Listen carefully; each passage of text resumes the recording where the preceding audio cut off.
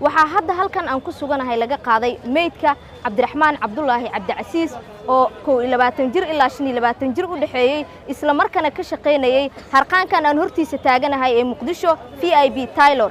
wiilkan ayaa waxaa la sheegay in shalay oo Jimco ahayd uu isu dhaxdaldalay ee gudaha harqaanka waayid ay waayeen qoyskooda daraadiisna ay halkan u yimaadeen isla markaana markii la jibiyay qolka iridka laga gala harqaanka ay ugu tageen meydka wiilka oo meesha yaalay isla markaana isdaldalay arinta cajiibka ah ee meydkan korkiisa lagu arkay ayaa waxa ay tahay in dusha meydka ay kor saarneed ama ay agtiisa taalay warqad ay ku qorneed dardaaran uu ku sheegayo in Cabdiraxmaan uu dhalay 2 caruur ah isla markaana ay u joogto xaas wararka qaar ayaa waxa ay sheegayaan in wiilkan sababta uu isu daldalay ay tahay dhibaatooyin qoyskooda dhexdiisa ka jirtay ولسه لما هو ميت كويلك أيه وحال الله قاضي CID ده سلو سوبارو دتك ديجان كأيه هرنتن وحايلا نقطي مد أرجح دبكان أو كدعي أجا إسقيس كدبكة أيه دتك ديجنا وحايلا نقطي مد أرجح إسلامر كان سامين بدن كربتي قلبي ذوذا وأكون قار كمذا شعب كهالكاسي كسبنا أدرين كذي إنه جور بحيي وأنا أرن معجزة وحق رباني كتمت وحكلو كشيء كرم لها لكن هذه أقولنا والله إنسان كسب حتى ما قام أنا ما أركن وياهن يدي أركض شيء قدام بس ذي قدام بيه ما أركن لكن هذه أنا حافظ للدقنا بقولك بكسب بحبه لكن هذا أقولنا حنا وأما ليس هو هذا بيلي روح صوت الدكان كان ماشي تاجنا هاي عبدالرحمن إنه ناقصن أو زعيمة أو بقلال قف أو هوين له أو عرور له أو دليرة له أو أضيال له أو مسؤولين له أو علماء له من قنعناي أو أنيجان عن مرقاتي أدوني آخر إلهي يرتيس كعدينا إنه احترام هاي يعاونا قف كست أو دقمنا أو عاوجري وننفي عن أو درين أنك عبير كرم لها waxaan leeyahay nin aabba oo caruur la waaye waxaan leeyahay waa wixii iigu yaabka badnaa oo aan arko oo qof binaadan oo zaciim oo sidoo kale inay waxaan qabsanayaan ma waligay kuma fakir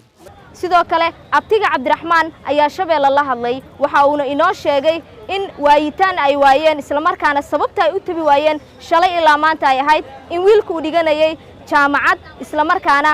قميصتي جمعها أوبا مقنان جربا ساس درادد أيسن أتبين dhibaatooyin hadda la sheego oo qoyskana aysan jirin balse baaritaan ayaa la soo sameyn doonaa ayuu yiri sababta ama in la dilay iyo in uu asigu isdilayba wiilka abtigiisa nahay runtii inna lillahi wa inna ilayhi raaji'uun arin naxdinaad weyn ayaan runtii nagashay annaga waa weynay qamiistii jimcihii جمعات لو ما دريمين أو أرتي وها قميص جمعة ديجناي مركني جامعة هذا بلوم مليناي كل ساكم بان تسمع ودرينا أو تلفون كيسي لواي لو نمبر ولها نمبر كم إذا هو بدن سنة مذا شقيناي مركا وجنوين أنا قاس لما أنتني وصلك كسر هذه أو صلك كسر بارا أيوة عن الله صار شيء وحاسين بالتكان كي ونهل الجبيو واسكب بني آدم حلقة يعني موت الفجأة كل داعي مركا تكان كي إنسان كل جبيني مركا عرفت عن الله كل آدم حدين طوله عبد الله عبد العزيز الإرادة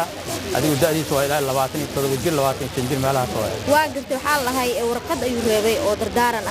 كل قرنا هالي لو منو شيء كتا